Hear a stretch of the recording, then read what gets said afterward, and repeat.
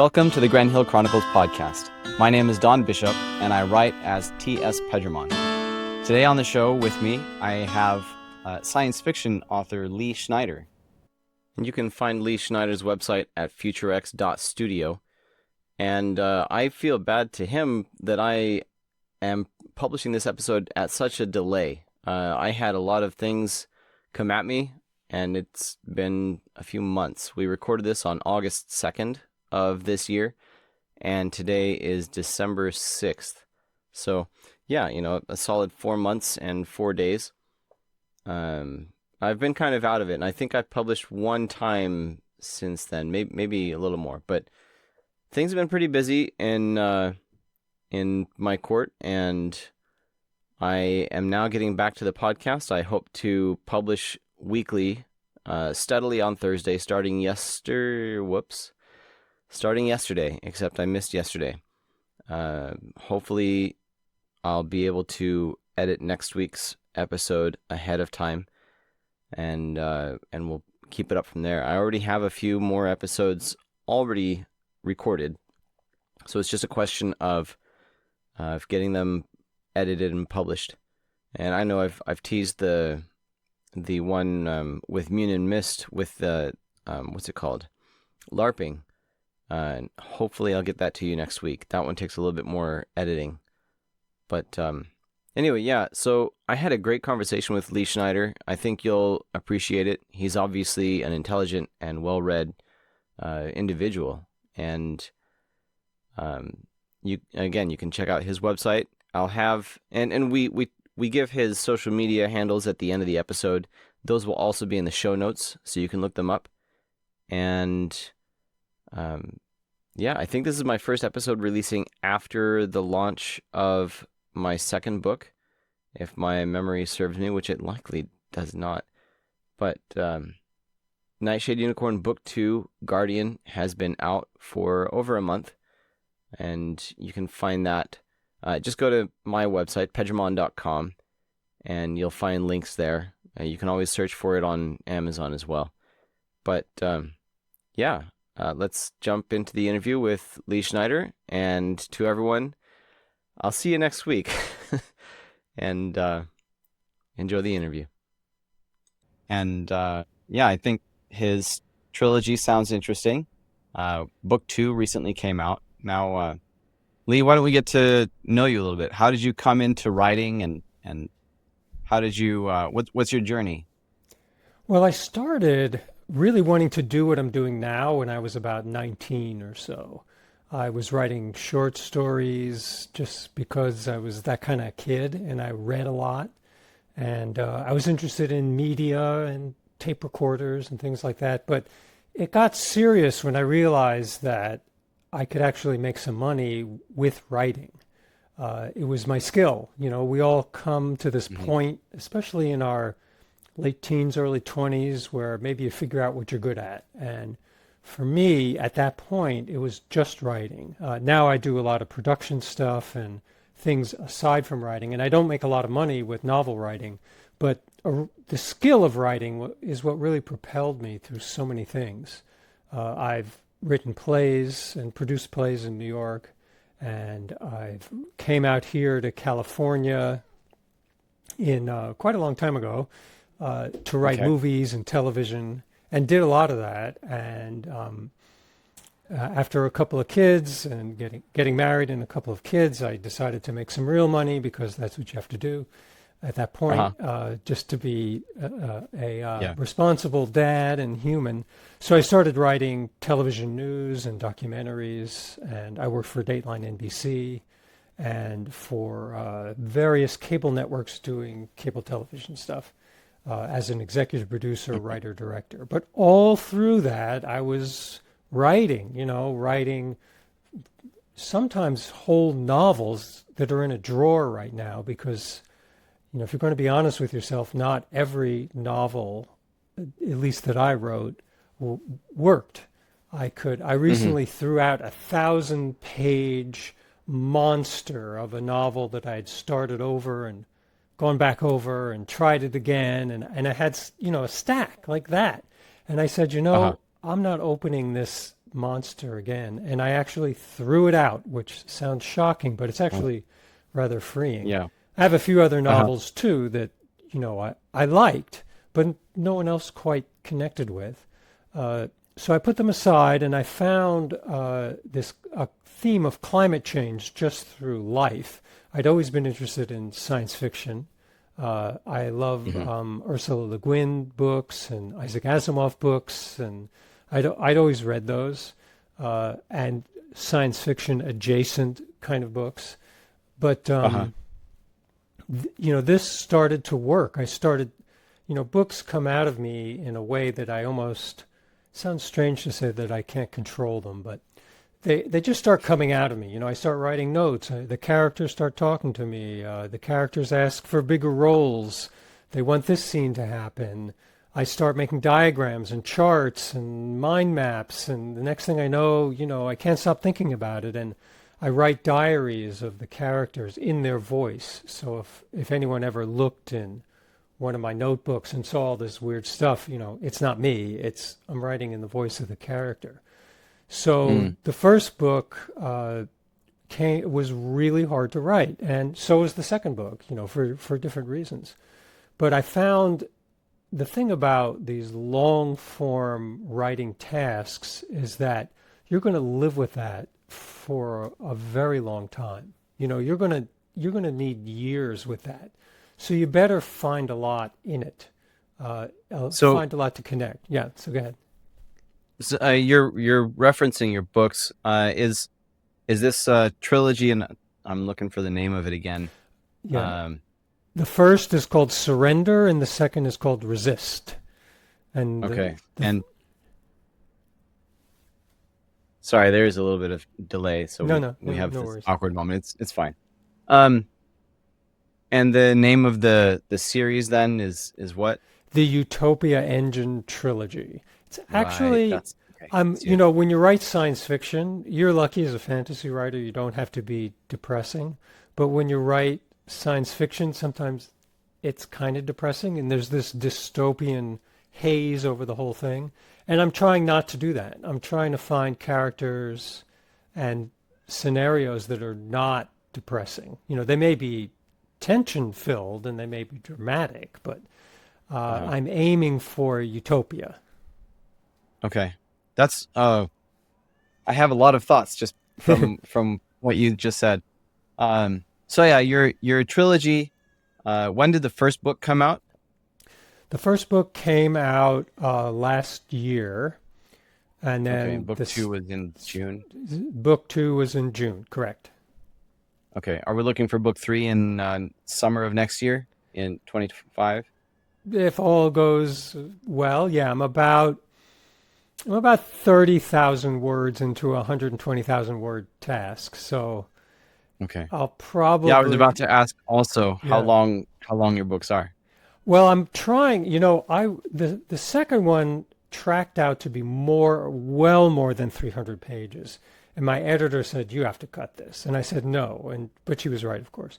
So Hmm. I cut out some pretty big chunks, and there's sections of it that aren't even maybe will never see the light of day, or maybe will be short stories or something, because Uh-huh. although I'm a meticulous outliner. There's the schools of being an outliner or a pantser. I'm certainly not a seat of the pants guy. I outline. But there are parts that just go off track, or it feels good writing it in the moment, and it's not going to make it. It doesn't, it's not on message for the book or the character. This happens occasionally. I don't know if you've had this, but characters occasionally pull the story off track, and then they sort of have to be fired or given a good talking Yeah. to. Well, Uh, yeah, I have a character or two in my Nightshade Unicorn series. Oh, which I did not make sure to frame carefully in the image. No, so in book one, I needed this little group of characters, and now a couple of them are definitely coming back in book two, and there were five of them, a group of five, and maybe all five don't need to come back, but I think three of them do, mhm. and that's just because of things that happen, things that interactions they had with the main character uh, mean that there is a story that the reader is going to want to know, like what happens with this character, or what do they do anything, and I'm going to have to tell that. So yeah, like I was not intending them to be significant, but we'll see. We'll see. Yeah. The will see is a very important part of this, I find. There are times where I say, I've got a great idea for a scene, or this is the opening scene in the book. This is it. And then a year later, I look at that scene and say, no, actually, that was a good idea, but it's not so great for the opening scene of this book, or it might not even make it in the book. So the ground shifts a lot. The themes don't shift. Mm-hmm. If you look back at your notebooks, if I look back at my notebooks and the things that I've highlighted, it's the same stuff that I've been highlighting for the past 20 years. Like the things that I think are interesting, it's all, that doesn't change that much. But creating scenes in a book that work, that can change, I think, quite a lot. There's a lot of room there, because some things that I think are really cool, a reader, a early beta reader will say, I didn't get this scene, or I don't know why this is in here, which is, Yeah. hard, but good to know. Yeah. And something you said, I want to pull at some strings and see where it takes us, and kind of explore this idea, because you said that science fiction almost has to be kind of depressing, and I think there are bounds to that statement. I think there are flavors or varieties of science fiction where it may necessarily be so, and I don't know. I'd have to explore that, but I think also there are ways that you can do sci-fi that would not be depressing, and I say that from a position of, I have a sci-fi series in mind. I have my Nightshade Unicorn series, and hopefully next up will be the Grand Hill Chronicles. Maybe not. And then I have a sci-fi series planned. And I do not have that in mind to be depressing. But it's not at all like Star Trek. But you can put it in a category where, like Star Trek, humanity is reaching other solar systems. And I'll just stop there. Right. But yeah, why don't you tell us more about how you see sci-fi as, at least for some varieties, where it almost has to be depressing. Well, we live in troubling times. What's the old expression? May you live in interesting times. And sci-fi can certainly run the gamut from Star Trek to Alien. Now, what happens, I think, with a lot of... I never saw Alien, by the way. It's very scary. Don't. If you don't have to, stay away. Read something else. Do something else. I think that what happens is, when you want to grab an audience, one of the first knee-jerk ways to do it is to scare the heck out of them. It started with a book called Frankenstein, and which many say is the first science fiction book.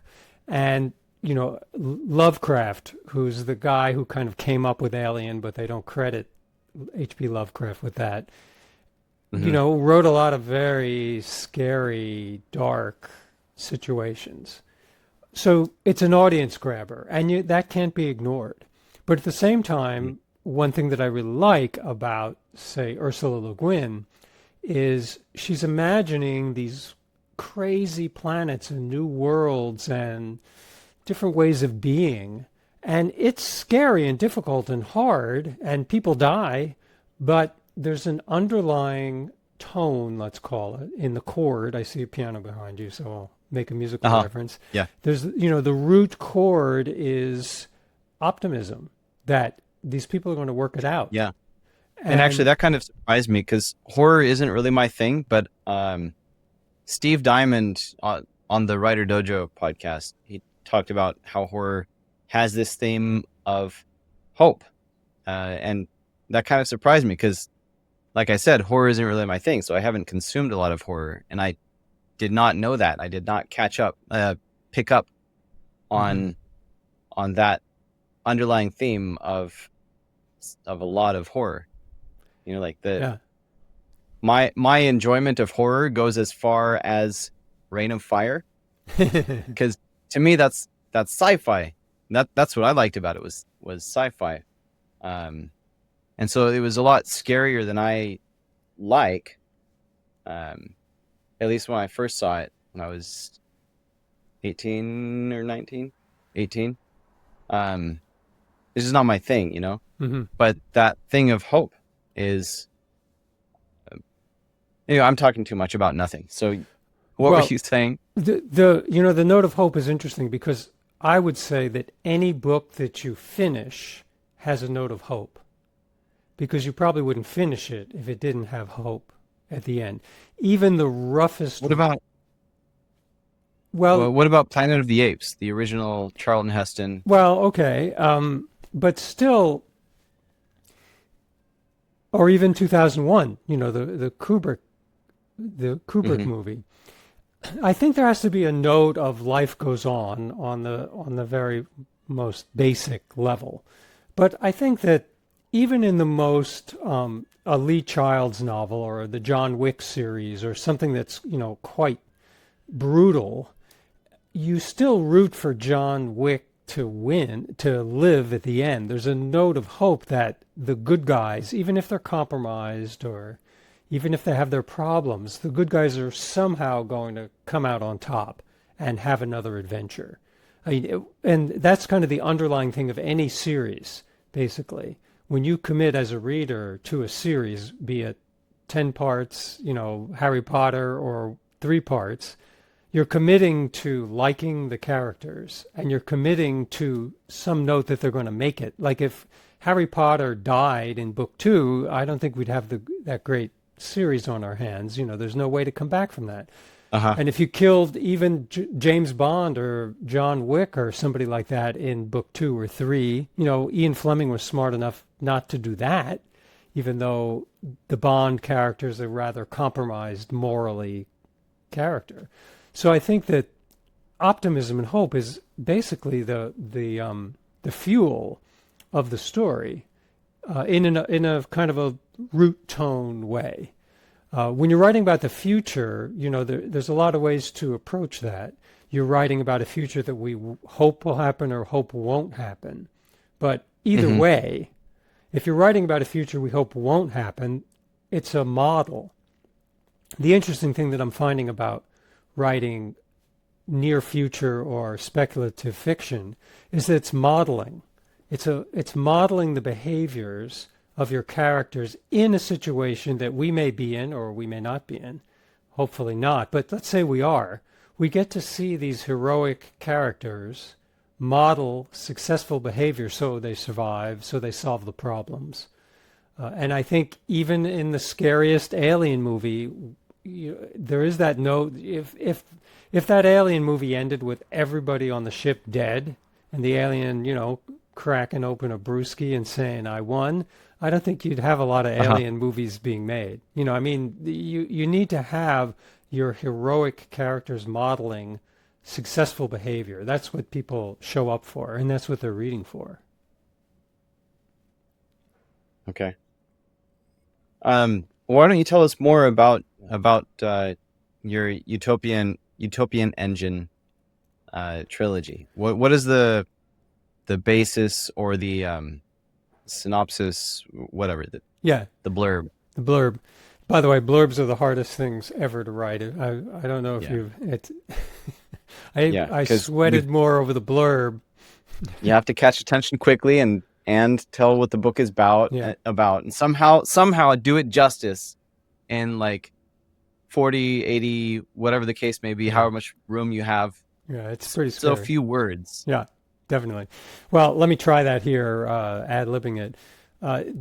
I wanted to look at a world where an AI, a company that had controlled AI, like an open AI, but not really, a few generations beyond that, was controlling the climate, controlling banking, controlling education, where Mm. humans had decided, this AI thing, it's probably smarter than we are. Let's let it run things.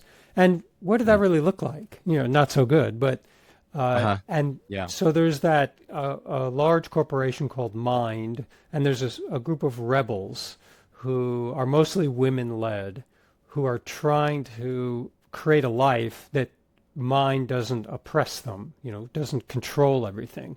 And the people who run Mind, of course, find out about that and try to get rid of those rebels. And the rebels battle back. That's the simplest explanation. There's an interesting side story in that living with AI became a theme in this, where Uh-huh. I started to ask these questions like, what if your boss were an AI? Like you didn't even have a human boss. Or what if you lost a husband or wife and you could get an AI to impersonate that person enough to convince you that they might even be still around? And what if you weren't sure whether people were real or not, or they were avatars or creations? And I started thinking about like not only the what if, but it will be here.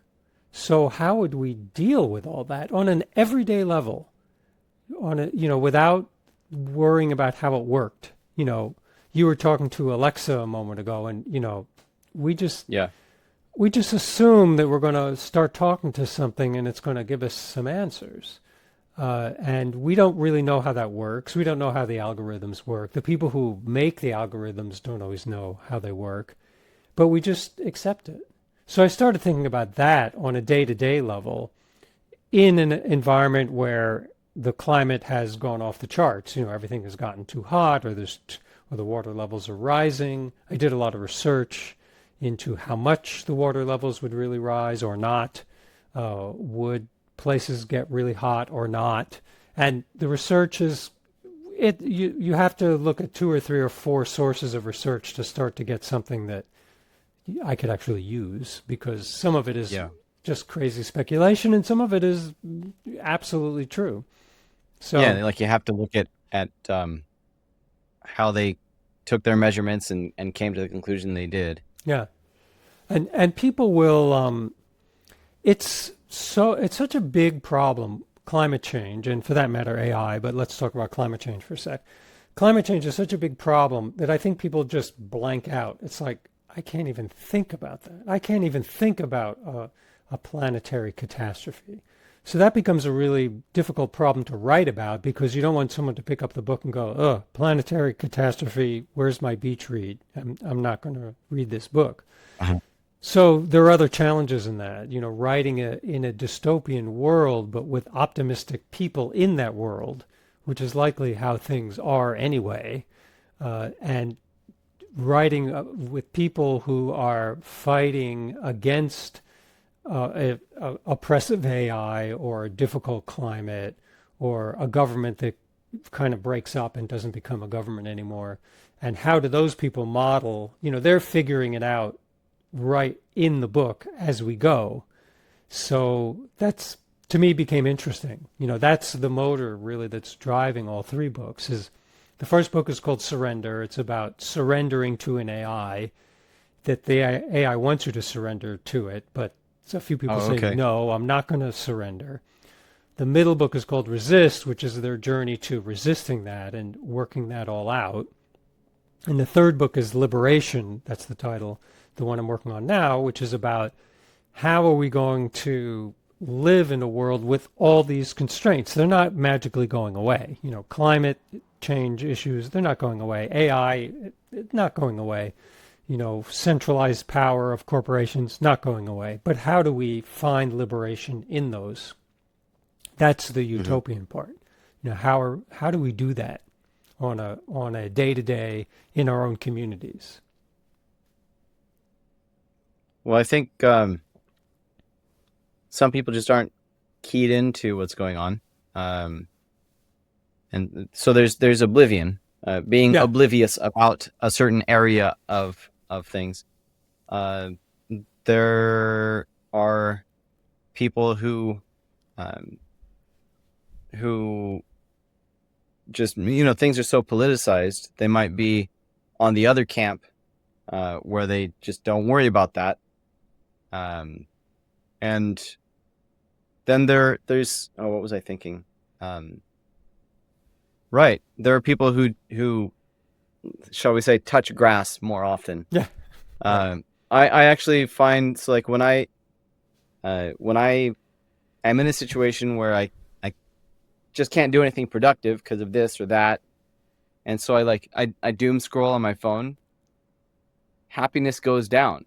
Absolutely. And it's not like I've learned anything great or become more aware of anything important, but my mind is more stuck into arguments because I see people arguing, Right. and happiness goes down. Like, I can go outside and touch grass, as they say, and like I go and I mow the lawn, and I get happier because my heart is beating, my blood is flowing, and I'm somewhat detached from all the arguments that I see.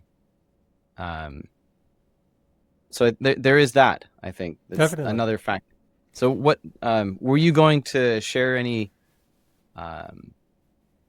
any view that people take in your books, or you just kind of exploring? Well, I could talk about one thing that I learned writing them, and that I have the character's voice, which was I got a real appreciation for nature, that the nature that we have now. What started that was in California. We're used to it in Southern California where I am. It's always 70 degrees. It's, the weather's very pleasant. But we've had these fires a couple of years ago, and they're starting up again now, where you couldn't go outside, where the sky was kind of yellow gray. And that took away a big part of what California is about for me. You know, I'm a runner. I play tennis. We are outdoor people here a lot. So I started thinking, well, what if the characters who live mostly in cities started to think about, well, what if there were no grass to touch? Or what if it was really hard to get to that grass? And what would we be like as people if we didn't have nature? And this assumption... We're talking about proverbial grass, right? So like, because I spent a couple of years in Phoenix, and being outside in and of itself, even if the nature is cactus and rocks, is better than not going outside. Right.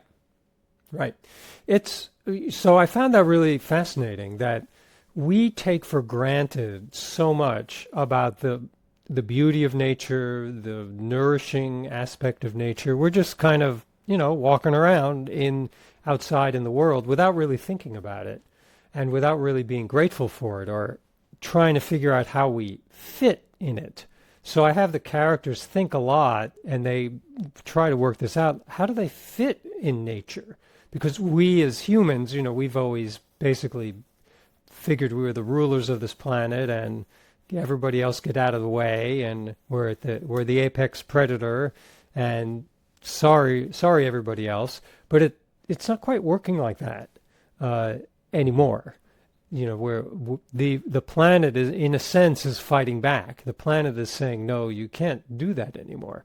And that's kind of a weird thing to think about for an apex predator. You're not used to that kind of thing as someone who thinks they're in charge, but maybe we're not as in charge as we believe as a species. And I'm gonna, I guess, address the elephant in the room, because maybe not all listeners are in agreement with climate change, and so I myself, I am not a climatologist. I have not done all the research. Also, I have bills to pay, and so I don't apprise myself of all the information that is out there. What I do know is that both sides of the argument have something of value to offer. I do know that there are people who are sensationalistic in both directions, and there are sometimes wild predictions, and some of those are not intended to be sensationalistic. I believe some of them they're just based on this measurement, this will happen, and I think some of those are wrong because they fail to consider some other aspect that tempers the expectation from that result. And this is evidenced by past predictions that have not come true. So obviously there are some predictions that are not accurate, but at the same time, why should we not care? Like, why should we not try to take care of the planet? Right. So I don't fully subscribe to one camp or the other. And so I'm in Virginia, and we have mosquitoes and ticks, and we want to let our kids play outside, and we worry about the mosquitoes and the ticks. And so we looked into having our yard treated and asked what they would use. And like, oh, you mean that thing is also tough on bees? No, thank you. I don't want to hurt the bees. So you have to be careful. And if we even go at this from a religious perspective, where I'm of a faith where God told Joseph Smith, the earth is full and to spare. Basically, there are enough resources for us. But that doesn't mean that we're not supposed to be good stewards. Like, we've been given this gift. And whether it's ownership or placement, we've been placed here.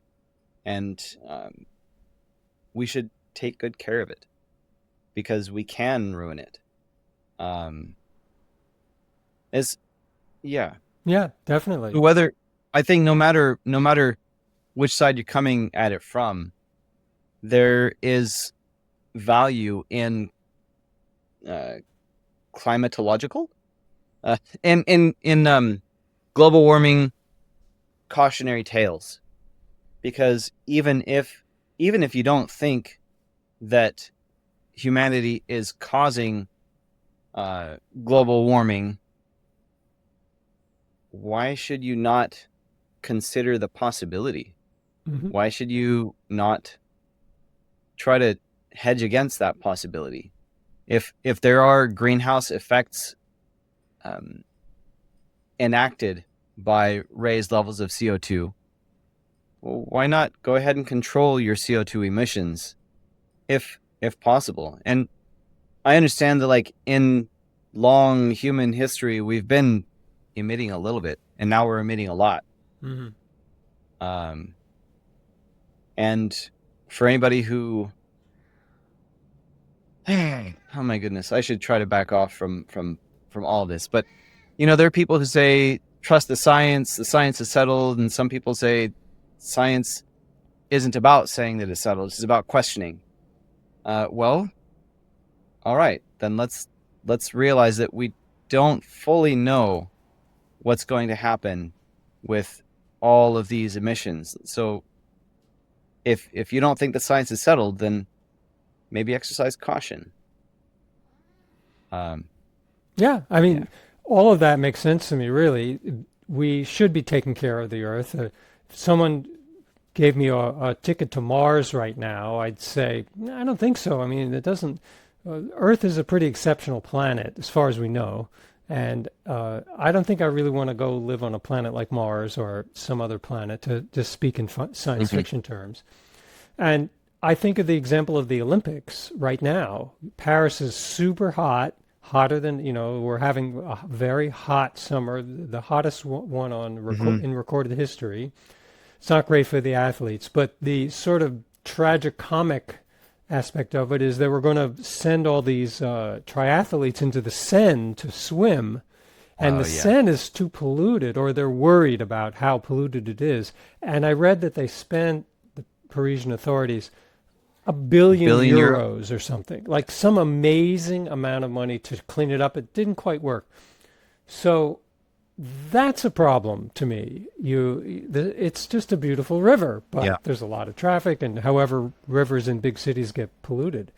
Uh, so it's all, yes, it's very complex, and yes, it's easy to tune out, and yes, we all have to make small compromises. We drive cars, we take planes, we're Hmm. going to do these things, and that's probably not going to get erased anytime soon. But the awareness of the damage that we could do and the sense of responsibility to the planet, I think that's good. That's called Yeah. surviving. That's called Yeah. being a good steward, as you said, and just connecting with the rest of the world in a way that's maybe a little bit better than we have been for the past couple of millennia. Yeah. Yeah. Yeah. I try to, excuse me, I try to drive a car with a small engine if possible. And if it doesn't make a lot of difference, I'll take a bike instead. Um, I, I don't get and now, oh my goodness, I'm going off. Don't get political. I don't get the backlash against the notion of walkable cities. I think that's a great idea. I think perhaps the alarm is about being forced to have them, but I have daydreamed about, like, just start with some kind of commune, but not like that, but like an HOA. You have your area, and you don't allow these things. You plan it in a certain way so that um, it encourages walking, and people can have the option of living there or not. And I think it'd be great. Hmm. Again, you go outside, and maybe you don't touch literal grass, but you touch proverbial grass. Hmm. Use your legs, and that's good for your health. Yeah, Um, yeah. Well, this is one of the great gifts that this growing catastrophe gives us, which is we really have to rethink what is a city, what is a community, how do we generate power, where people mhm, live, how we get around. And those are all great things to be thinking about and to be rethinking. The uh-huh. the way we power cities right now is a problem for the earth. The way we have made cars, the way we get around for the most part, and not bicycles in many U.S. cities, it's a problem. And in Europe and other places, they've addressed this, at least step by step. So I think it's really rethinking all of that. And that's a great Yeah. thing. Actually, that is a great thing to be working on. So we're off topic, but I have lived in the San Diego area, and while we were there, the last place we lived in was it was a suburban neighborhood. We had our house, and it was maybe a half-mile walk. I think it was less than that, but we could walk to this place where there were a couple of stores. There was a little Hispanic market and a pizzeria, and we'd go on like family walks. We'd go on a walk to the Hispanic market called La Perla Tapatía, and we'd get some food, get some marinated beef, go home and have some carne asada tacos. It was amazing. It was great. Hmm. And now where we live, there's nothing within walking distance. There's nothing within reasonable biking distance. We have to drive. Hmm. The Okay, there's a pizzeria a 2-minute drive away, so mile and a half probably. Um, but we go out on this main road where there's no sidewalk and no shoulder, so you've got to drive. Yeah. And as the Marine Corps made me a little bit of a runner, and it bugs me how there's not a good place to run around Mm. here. I figured something out finally. and I can do laps around the block. It's not as fun that way. I like to explore. In San Diego, I could go this way or that way. Sure, yeah. We lived in different places, and one of the places, actually two of the places we lived at, were close to a river, and it usually wasn't flowing because that's how California is, but it meant that there was a trail along it, and if I could get across the trafficked roads to that trail, then I was scot-free, and I had miles that I could run. And and now, like, I've taken up walking and dictating into a microphone to write. Mm-hmm. And there's not really any good place to walk unless I drive there first. Mm-hmm. So it's frustrating. It's planning. The idea, I think there's an expression which goes something like, design is all around us, and everything is designed. And that's design. That's someone designed your neighborhood to be that way. And someone designed my neighborhood to be this way. So, California, there is a lot of walking and running. We can run. I'm 10 blocks from the beach. I could run down to the beach. I could run along all kinds. There's plenty we could run a 5K every morning if we wanted to, because there's nice places to run that. So it's good. Yeah. I really wish there were trails near me. Got to drive there first. Yeah. But okay, so back to your books. So it's kind of the AI is governing things, and how did you decide about the AI as far as what the AI holds to be important, and taking this from the perspective of recent and current events, and who is assembling AIs and deciding how they are designed? Yeah, well, you've hit upon it there, because it's really who is controlling the AI, who's building the AI. That's predominantly who's benefiting from the AI. We enjoy having improved search if you're using any of the AI search things, and we enjoy having the AI, write a poem for us or things like that. But it's really, my cat is, I'm going to have to pause 1 second here. We were talking about AI. Talking about, so who decides, where were we, who decides how the AI is designed, and, exactly, and what it thinks is important? The interesting thing to me about AI is generally pretty stupid, in the sense of, what does it know itself? Nothing.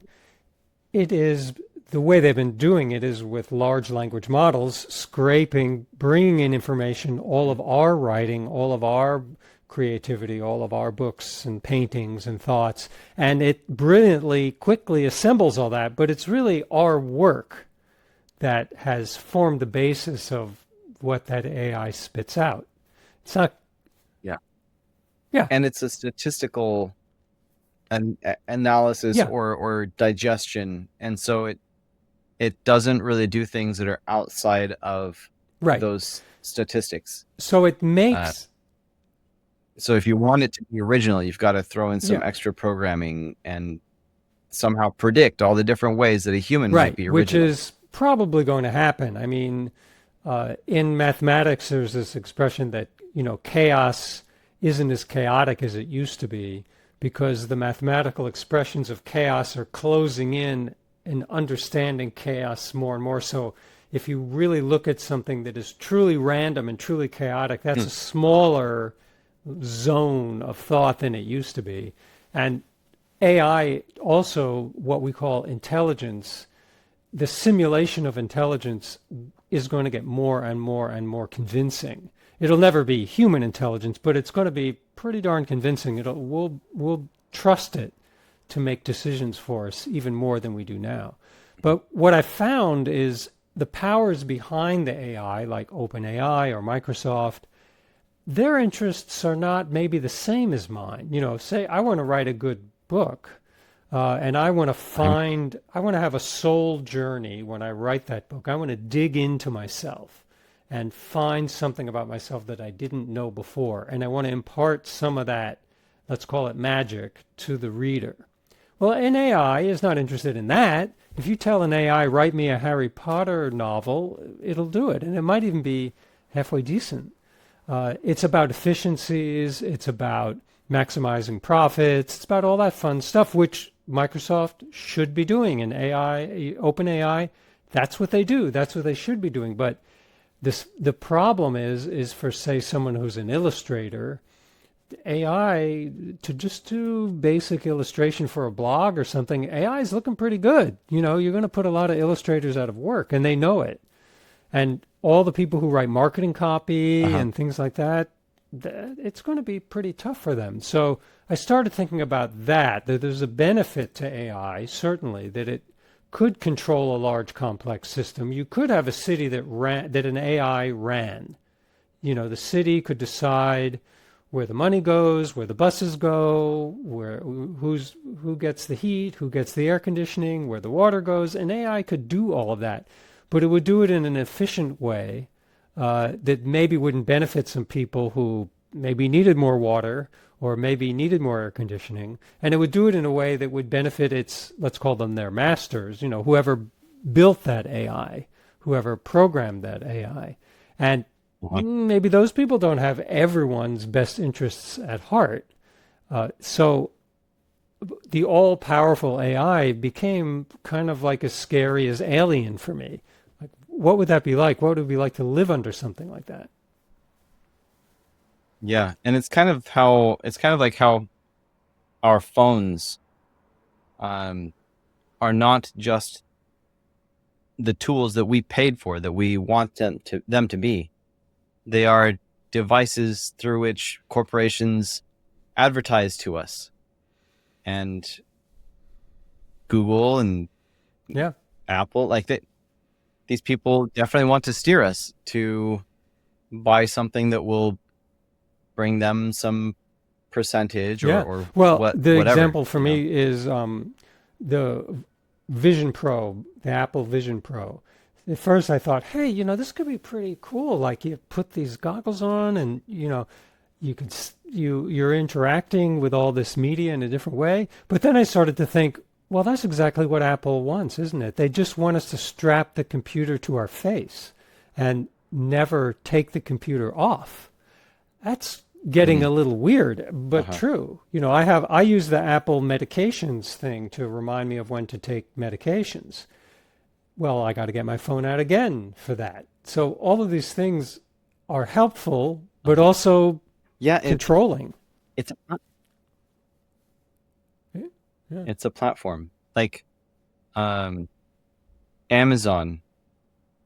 When somebody buys my book from Amazon gets a share of that sale. But my ebook better not mention any bookstore other than Amazon. Yeah. They don't allow it because they want to make sure that all you people, you're only buying your books from Amazon. Well, it's again this kind of two sides to it, because self-publishing and being able to create books and get books out there, that's a really great thing for so many people. Creatively, for businesses, whatever. And at the same time, yes, there can be a monopolistic view. I list on other platforms. Most of the books get sold on Amazon, but I list on Ingram Spark, I list on Kobo, I list on Apple, just because, I just want the book to be available. Yep. Oh, and Apple. You're not mentioning Amazon in Apple. Right. It's a little complicated, but I think it's worth doing. First of all, as an indie publisher and an indie writer, it's better that you just try to find as many possible ways for people to find the book, because that's how it works. And secondly, you never know which platform is going to be the most successful for you, at least in I call this the early stages. For a while, I sold more books on Ingram Spark because bookstores and libraries and those were the people interested. And in this round, I'm concentrating more on Amazon to see what would happen, kind of my own experiment to see, will more people will the book find more people on Amazon than on the other platforms? Yeah. Yeah. And you have to weigh the different variables and see what you think is going to work for you and kind of Definitely. guess sometimes. So like my books are wide, meaning I'm not in Amazon's Kindle Unlimited. It is available on Amazon and in the Kindle store, but it's also available through Ingram Spark. You can get it on Barnes & Noble or Walmart.com, and you can get it direct from me. But I'm thinking perhaps when this series is complete, maybe I'll put it into Kindle Unlimited because there are readers there who basically only read there. And so I'm not reaching them by being wide. So I don't know. There's a bit of cat and mouse and a bit of guessing. Yeah. And that's just how it goes. But yeah, wow. Interesting conversation. I think we're probably at a wrap at this point, but where do listeners find you online? Website for this sort of thing is futurex.studio. Futurex instead of .com .studio. And I'm putting up the books there. I'm going to be starting another podcast about books, which is going to be listed there. So that's the main spot. And I'm on still on Twitter /X as DocuGuy, like documentary guy, DocuGuy. And I'm on Instagram is on that handle as well. And I've been playing around with Mastodon and Blue Sky, and DocuGuy is the handle on all of those. Okay. Yeah, I'll put that in the show notes. But yeah, thank you for coming on the show. Stick around a little bit after I hit the stop button on the recording. But yeah, for everybody, that's author Lee Schneider.